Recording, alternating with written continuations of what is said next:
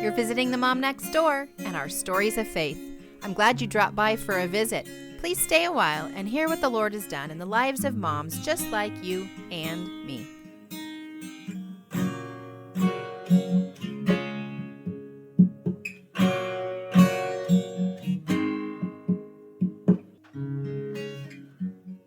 Hey ladies, we're jumping in and meeting all kinds of new friends now here on the Mom Next Door Stories of Faith.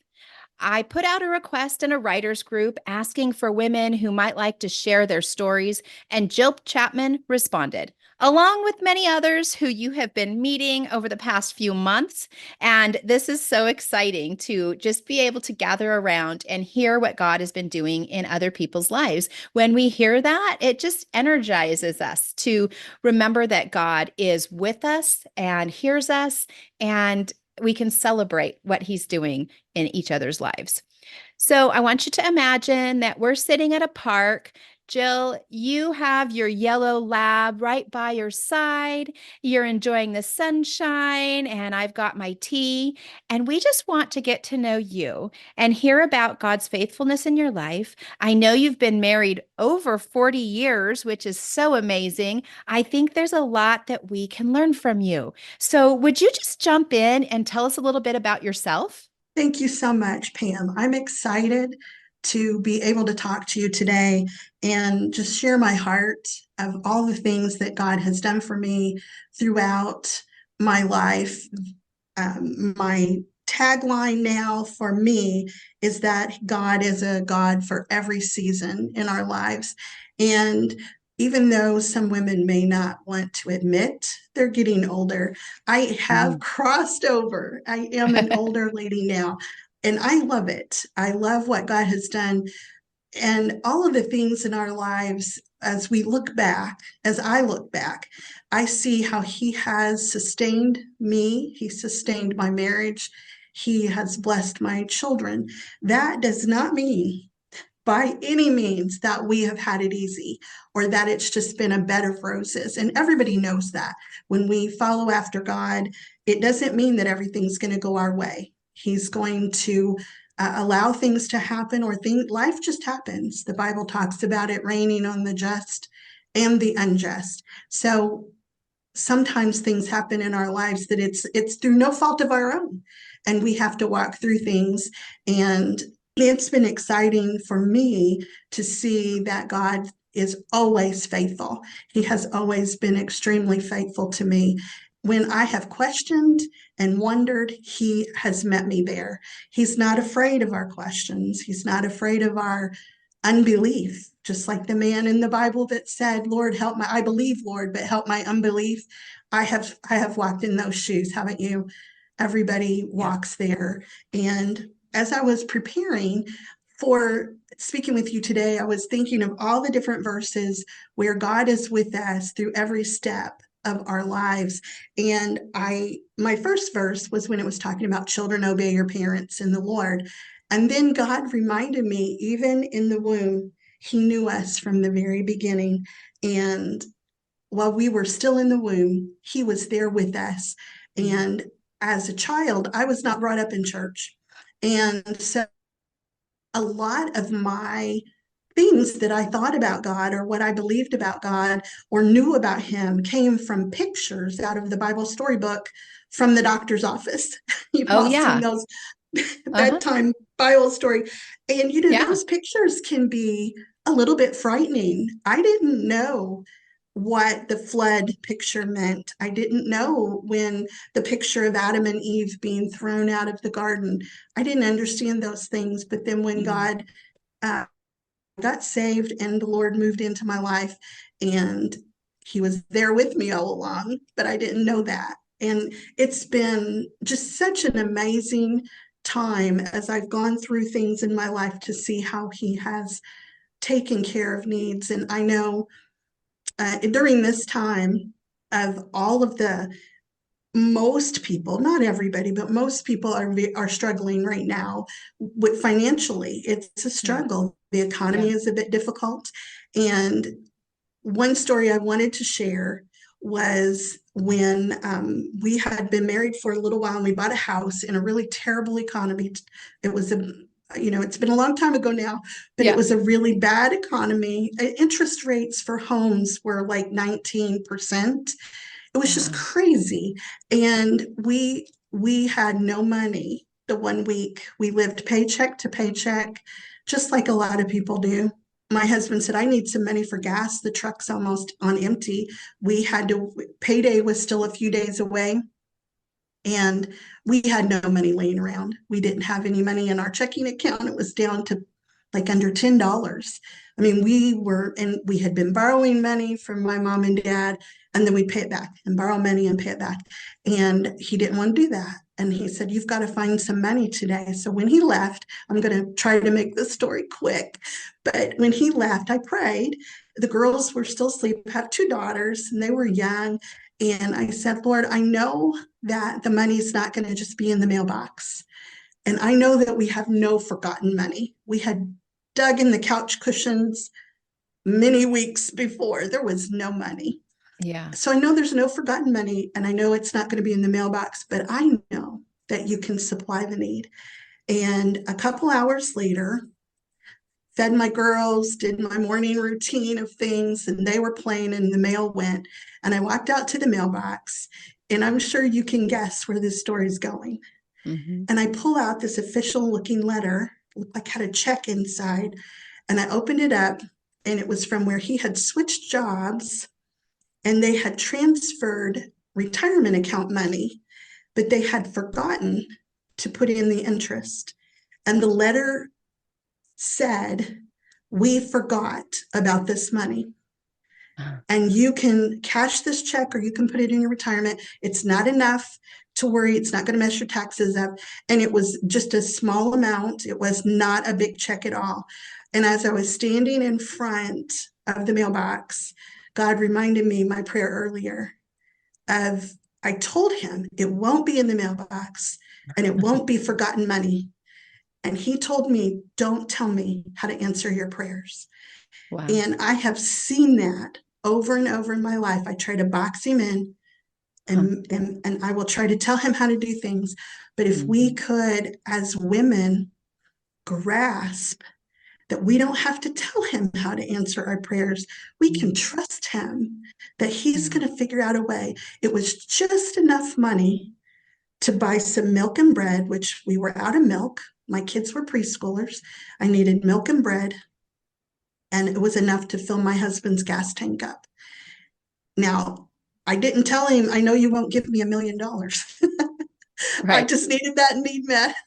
And he met the need. And I just am so thankful that I can look back on that. And it reminds me that no matter what we're going through, I am a retired teacher. I've worked with children, and I've worked with children on the spectrum and other special needs. And I know that moms, all of us as moms, face some really big issues sometimes. It's not always easy things. It's not just, how will I get the laundry done today? I'm busy. But we face big challenges in our lives. And what I want to encourage everybody is that he sees us and he hears us and he knows how to take care of us. And it might not always be exactly how we think, even though we try to tell him, but he will answer and meet those needs. And sometimes he will meet those needs and things go smoother. And sometimes he makes us stronger as we walk through those big challenges. And maybe the need doesn't go anywhere, but our strength grows and our faith grows. Mm. And so I just really have felt today that I wanted to just talk to people about that, talk to the moms, because I have just found him faithful. And there's a Bible verse I was going to look where it says, it's in Psalms 37:25. I have been young and now am old, yet I have not seen the righteous forsaken, nor his seed begging for bread. And I mean, I don't feel like I'm at the end or anything, but I am older and I can look back. And, as a young mom, I know what it's like to open the refrigerator and know I'm out of milk, I'm out of bread, but I'm thinking I can make some biscuits tonight. I have some flour, I have some baking soda. I'm trying to figure out how to feed my kids. I've been there. And he just has provided in so many ways. So that's definitely where I would like to encourage everybody.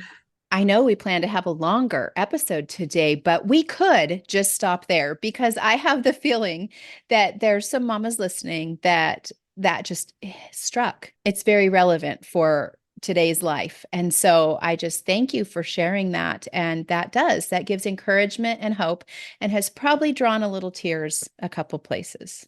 But you have more to share, and I can't wait to hear it. One of the things that has struck me too, because I married very young and it was not ideal circumstances.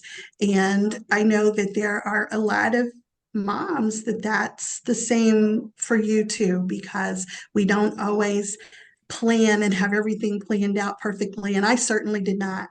And I had to lay aside a lot of things that I had planned because I had thought that I would write and I had thought that I would be a teacher and I had thought that I would be an artist and all of these things that when you're younger, you have different ideas of what you might do. And I had to set a lot of that aside. There is such a huge push in our society now for women that we can do all things. We can just do all things. And when you look in the Bible, the Proverbs 31 woman, that seems like she does do all things. Yeah. But all of us can't do all of the things in 1 week or 1 month or even 1 year. And now that I raised my children, I homeschooled my children for 10 years. And then I went to college. I went back to college as a non traditional student. And then after I graduated, I I tutored and I subbed at schools. I got a job at our local library and was the youth services person. Then I got a job at the local schools. And when things didn't quite work out like I wanted them to, and I started my own small private school for children that struggled in a traditional school setting. And I did that for 6 years. And I thought that would be my legacy. I thought that was what I would do till I would retired. I had big plans, gonna have my own building, all of the things I wanted. And I kind of just said it right there, like what I wanted, what I Mhm. planned. And I saw the need because there's a need for that. And I Right. wanted to fulfill that. And God shut that door and I had to close my school. And that's when I was able to start writing. My family needed me, and I had to really focus on my family for a little while. And then I started writing, and my first book in the middle grade series was published when I was 60. So I say all of that, not to just give you a history of me, but to tell you that that was something that had been a lifelong dream and I had wanted to do from the time I was very young. But there's a time and a season for everything. And when you're raising children, for sure, that is just your focus. That's where your heart has to be there with your children.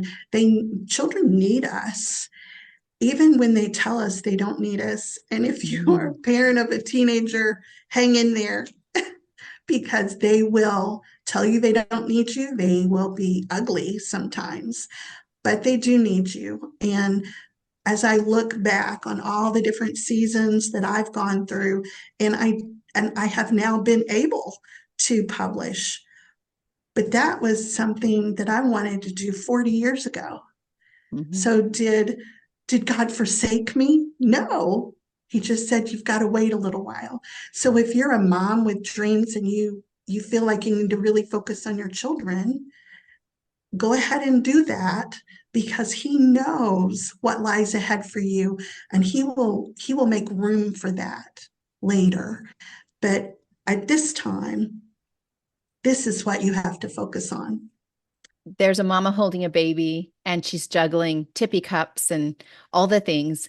And yet in her mind, she's like, I wonder what God wants me to do. Like, I wonder what he's called me to. I just feel like there's something and I don't want to miss it. You're reminding us, don't miss it. It's right in front of you, right? Mhm. Like, spend the time, linger, love, train, disciple. This is where God's put you right now. Step into it. And other things, there will be other seasons. And we can just wait on the Lord for Him to bring that a new vision of what He wants us to do in a different time when it's the best time. I know that when I was a young mom and I had my two preschoolers and I was in a Bible study and I had told them some things that I wanted to do. And the lady that was leading the study, my mentor at that time, talked to me about seasons. And she's gone now. And I just think of her often as I've been preparing and thinking about He was a God for all seasons. That little did she know how much that helped me. I know right now, churches, and you want to be involved in your church. I don't ever want to discourage anybody from being involved in church, but we don't want to be so involved in church that we're leaving our children with somebody else all the time because they are our ministry. And then the Yes. church is the next ministry. And I hope that doesn't ruffle anybody's feathers, but that is so biblical that we are going to be the person in our homes to take care of our children and be that main influence for them to show them. And it's great to be involved in ministries, but we don't ever want our ministry to overshadow that first priority that we should have. And really, you will never, ever regret the time you've spent with your children. You just won't. Your hair's going to be messed up and they're going to spit up on your shirt, and you're going to walk in somewhere and think, oh, they just look, I look terrible. And I now sit in church and I see these young moms walking in and I pray for them. And they're so blessed. It brings tears to my eyes to see them bringing children in and having them in church. And I know it's hard. I know it's hard, but it is so worth it. It's so Mm. worth it. You know, there are strategists who put forth strategy about like how to grow things, right? Like, how do you grow your business? How do you grow this? How do you grow all these things? And as churches, we think, how are we going to grow the church? And really, the best method is to disciple our own children. Like, that is the greatest multiplier. Disciple your children, raise them up to disciple others. And I think that if we continue on in that and see that as a goal, it is not a lost cause. It is not something that is just holding space until we can do the real ministry. It is the real ministry. Absolutely. I it is the thing we do. It is the ministry. And what is really awesome, my girls are grown and married and I have grandchildren now. I have 5 grandchildren. And what I love, it's so exciting, is when I'm discouraged or I'm complaining, doing something. It Um, happens. one of my girls will say, Mom, you need to lean on God, or don't get discouraged about that. He has something planned for you, or He always works things out for you. And that's awesome because our children, there's a Bible verse that says our children will meet the enemy at the gate. Mm. And I wish I had that written down, but that's amazing because sometimes we need them there for us. We're not perfect. Our faith may falter, but if we've trained them and talked to them about God their whole life and they've seen how God has blessed, then they will tell you that and they'll remind you about that. And that is exciting. That's been a real excitement to me to see them tell me. And even my grandchildren have said things that I've been like, oh, yeah, I should be speaking more faith here, not complaining. So What a reward. And it's interesting in life. You're mothering them and you're parenting them, and as they grow into adulthood, you're still their mom, but they become to where they're sharpening you just as much as you're sharpening them, right? I learned so much from my adult children, and I'm driven into the word and in prayer a lot because of my adult children as well. But that's good. It's all good. it's all good. Yeah. It doesn't always all feel good. It doesn't all feel good. It doesn't all feel Right. comfortable, Right. but it is good for us. He says that Right. he will work all things toward that good. And most of the time it's the working in our heart, not so much the situation, but it's the working in our heart to get our hearts where they need to be, because we have that. I'm trying to, like, that our perspective, we can't hardly help it. I mean, that we are human, we have our own perspective. And we see things that, especially, I can go back to when I started the school and I saw such a need to have a school where children that struggled would be able to have a little bit of freedom, and how much of a difference that would make. And I wanted that so bad. And I did it for 5 years. And then the Lord, I knew I needed to stop. I'll just put it that way. I knew I needed to stop after 5 years. And I persisted one more year because I really wanted my own way. And Right. that last year was very hard. And lots of different things happened.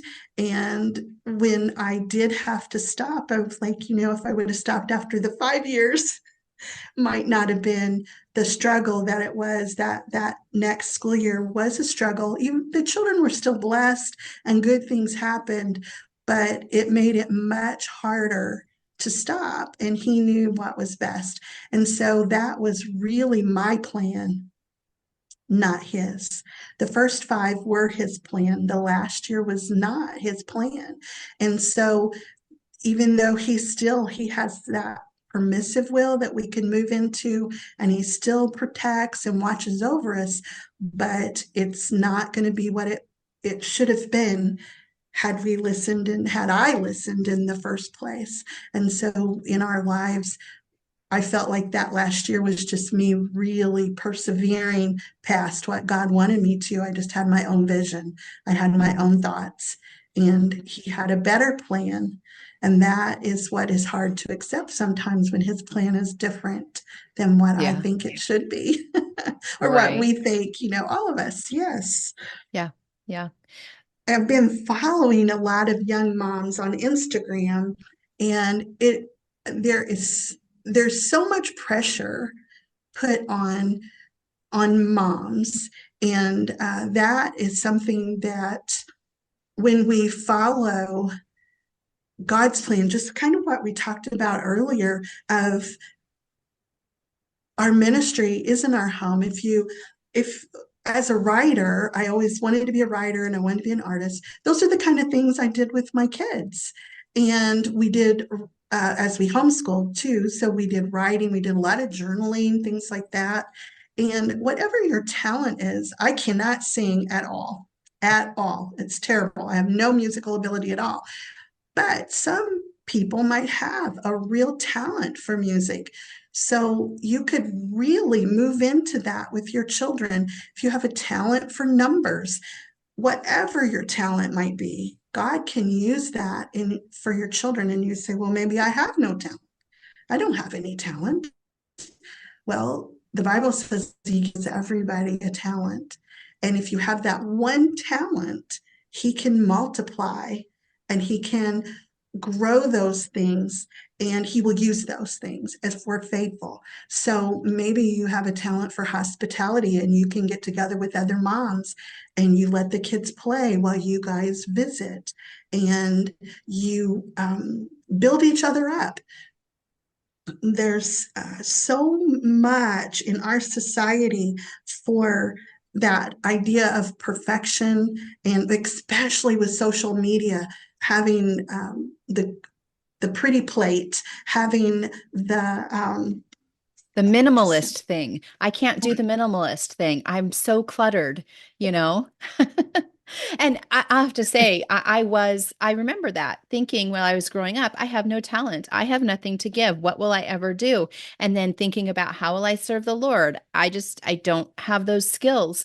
And then it's interesting what God did give me is the ability to talk to other people and to be a connector and a networker. And so, what am I doing now? I am here doing a podcast, meeting women, connecting women, getting their resources to share them with the women that need to hear them. And so here I was like worrying that I couldn't sing or that I didn't have any artistic ability or any of those things. And yet God took what I did have and what he had given me, he has given us those things for a purpose. What is the verse? Um, for the work he has prepared the good works that he has prepared in advance for you to do. Like he had this waiting for me. I just hadn't discovered it yet. Exactly. I definitely believe that. And the hospitality, the gift of hospitality Hmm. and making people feel at ease. As soon as we started talking, I felt at ease with you. And that is a talent. That's a big talent. And everybody has something. And when we share those things with our children and with our friends, always in my mind, I feel like God will lead me into something.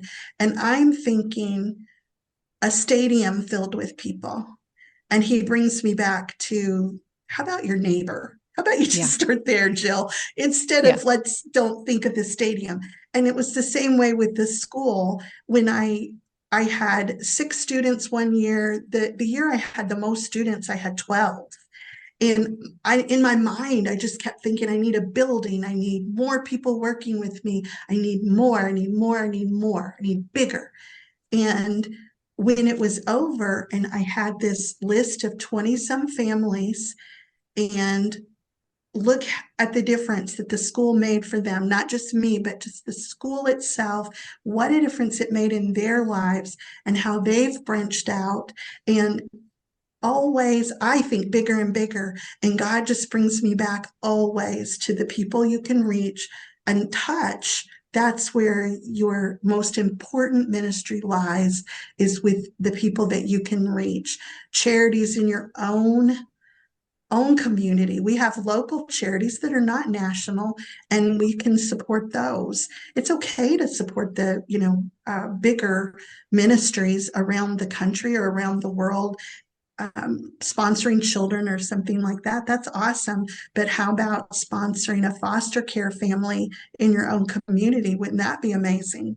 They Yeah. have needs. So anyway, I feel like I'm kind of preaching, and I don't want to be that way at all, because I just know that God always brings me back to that where I can reach is where my ministry is, that he wants me to be aware of the people around me, and Hmm. I don't always do that well at all. And that is an area that I work on. And all of us have those times where we just want to hide in the closet, or we don't want to fix our hair before we go to town. I don't want to go Hmm. to town. I don't want to do that. Or maybe I don't want to go to church because I have to get up, have to get the kids ready. And it's just such a hassle. But once we get there, he's going to use us. And you might not even think he's using you if you're bringing in your children, but other people see you bringing your children in, and they see you taking care of your children. And what a blessing it is to see that. And you might not feel blessed, but I know when I see it, I feel blessed to see these young families coming in and bringing their children to church. And when they take them out to the bathroom, or they have to change a diaper, and the one mom at our church will have her head down like, oh, I've got to go out. But it's such a blessing for me to see that. And so that's what you're supposed to do. And taking care of your children is an amazing, amazing thing. Ministry starts at home. Yeah. Yes. Yep. So, as an educator and a mom and a grandma and a writer, have you picked up some tricks to help our kids be better readers or find time in our lives as a mom to be able to enjoy books a little bit more? It's so valuable, right? Like it's good to slow down, to take the time to actually read a paper book, right? Yes. Reading, yes. I would even rephrase that because I have a Kindle. So it doesn't even have to be a paper book. And as a busy, I mean, I have time to sit down and read, but I do a lot of stuff on Audible where you're Hmm. listening, any app where you can listen to that book. It is important for us to do those things and to model that to our children. It can be a very enjoyable experience. If you are not enjoying reading as an adult, it's going to be difficult to pass that love on to your children. And if so, you need to be reading things that you enjoy, that you like. I have found that I try to read bestsellers, or I might be wanting, other people have really loved a book and I get it and I don't like it. And I used to just force myself to go ahead and read it. But, now I don't do that because, and I didn't necessarily in my school force children to read things. If they started really disliking a book, I didn't make them finish reading it. I would encourage them to read it. We did books on like little MP3 players. Hmm. They have those at our libraries, so we check those Right. out. Things like that. The ideas are what we're wanting to get in there. We want them to hear these ideas and to see these characters move in their lives, and it helps us as we read about fiction and nonfiction. Either way can be great for us. So I say all of that to say, read what you enjoy, and you will pass that on to your children and let them read what they enjoy. Be careful in forcing reading, because I won't say I have scientific proof for this, okay? I did do a lot of study. I was a reading recovery teacher when I worked in the schools. They trained me and went and certified in what's called reading recovery. And there's a lot of brain things that go on when we're reading, and that transfers in emotions and physical things, all kinds of stuff that goes on.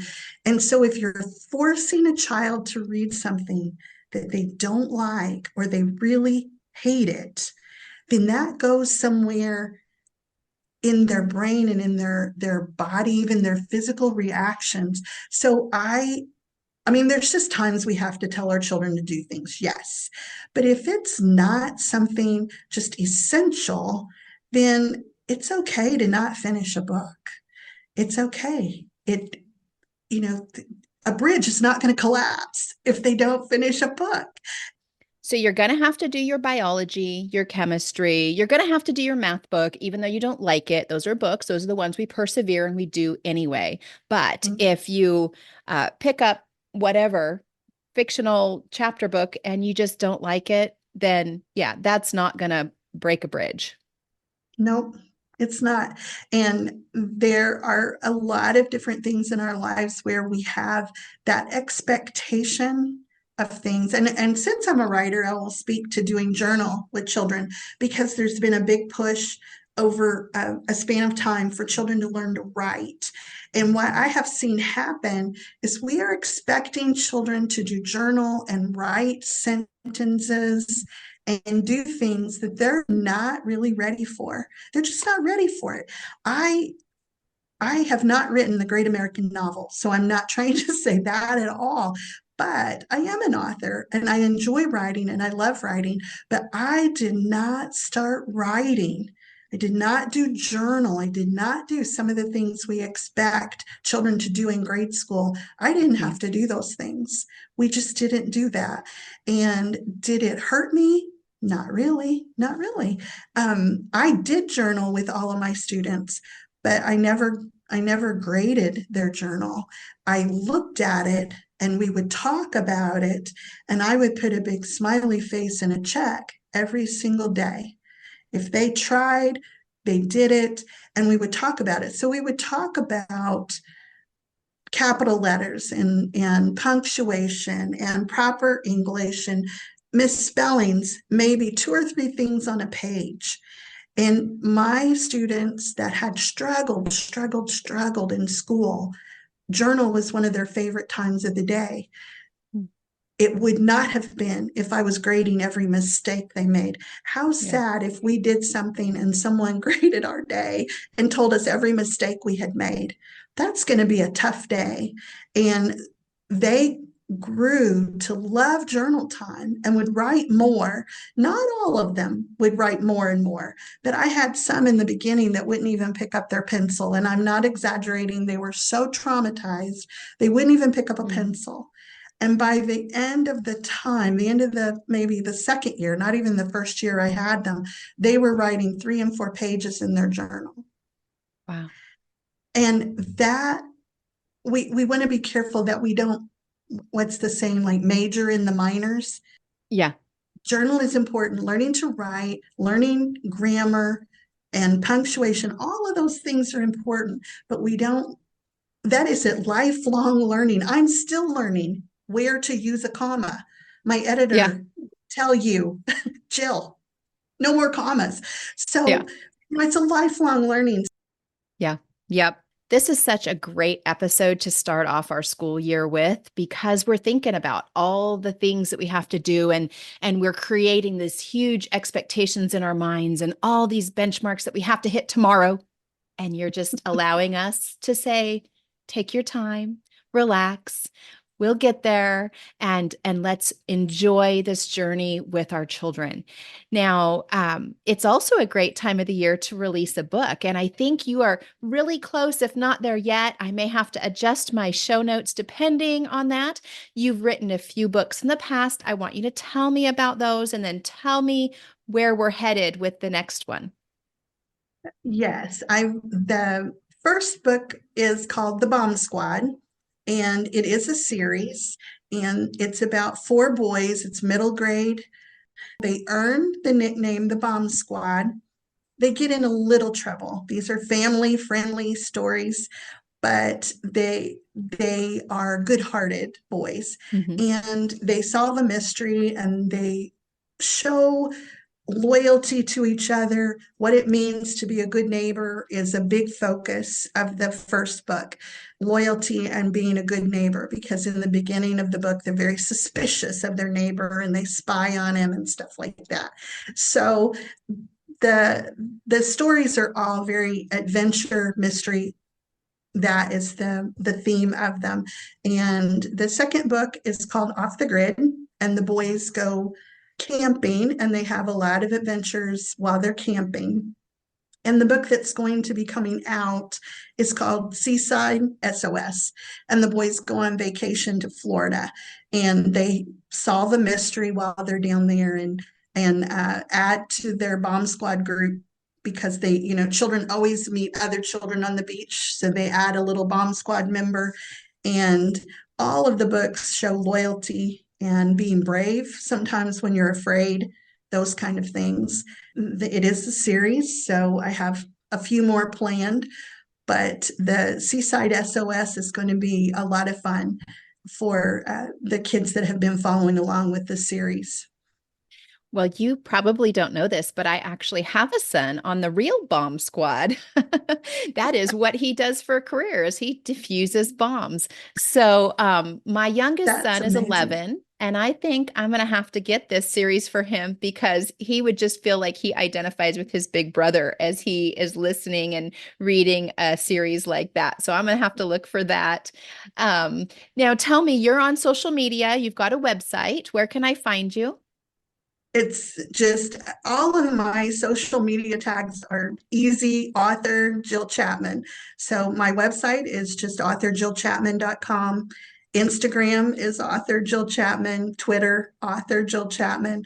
And then also on Instagram, I have a smaller account that is homeschool advocate, because I did homeschool and I really am extremely supportive of that. So I have a few things on there.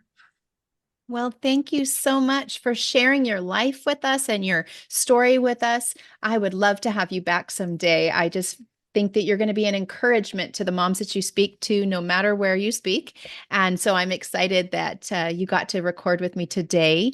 And I wonder if you would pray for us as we head out into a new school year, into a new season. Like we were talking about the seasons, we just so exciting that the Lord is walking with us in this journey.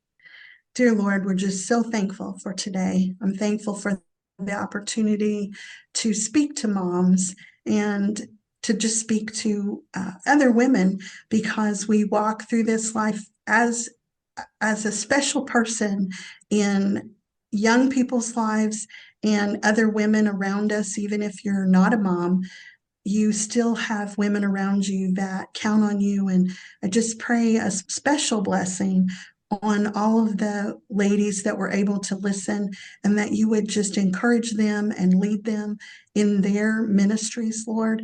And no matter what season or what age they are, that you will reveal yourself to them and encourage them to walk strong and brave for you.